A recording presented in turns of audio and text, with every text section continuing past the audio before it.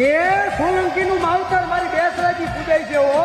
કહેવાય કે જુનાગઢની તળેટીની અંદર પીપળિયા ગામ રહી ગયું છે અને નારાયણ પટેલ કરી રહે છે હો. જેને ભાઈને ઢાકરો આપી દીધો કે મરણમાં નહીં પરણમાં નહીં હો. અને તેથી કહેવાય કે બેસરાજી બોલી હતી કે ગાડા જો દુનિયાની માલપા વેરાવા દઉં ને તેથી તો આજ તારું માવતર બેસરાજી નહીં હો. અને તેથી કહેવાય કે એકનો એક દીકરો રહી ગયો છે અને તેથી કહેવાય કે નારાયણ પટેલ ધુપેલિયા ફેરવે છે ઓમાં બેસરાજીના. અને તેથી કહેવાય કે દીકરાને હરફ કહીને હો મોટેમાંથી ફીણ આવી જાય, દીકરાનું મૃત્યુ થઈ જાય અને એ બાય રહી કોક મૂકીને રોતી હોય એના ઘરના કે હે ભગવાન હે નાથ આ શું થઈ ગયું.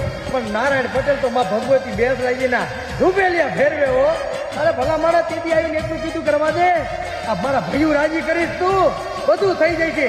ધુપેલિયું એટલું મૂકી અને ભાઈ ગામમાં જાય હો નારાયણ પટેલ અને ગામમાં જઈ અને બધાને કહે કે દીકરાનું ધ્યાન થઈ ગયું છે, તમે હાલો ને દીકરાને સમજાને લઈ જાવો છે.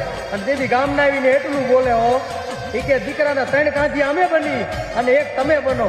અને જેથી એટલું કહે હો એ કે તમે મારા ભાઈઓ જેવા જ છો, તમે દીકરાને લઈ જાય હું હમણાં જ આવું છું. દીકરાને સમજાને લઈ જાય અને નારાયણ પટેલ ઘરે આવી અને બાયના ખોલન ફરા આમું નજર કરે કે હે બેસરાજી મારી તે તો કુવામાં ઉતારીને વરસ કાપ્યા હો. અને તેથી મારી બેસરાજી બોલી કે ગાંડા આ તો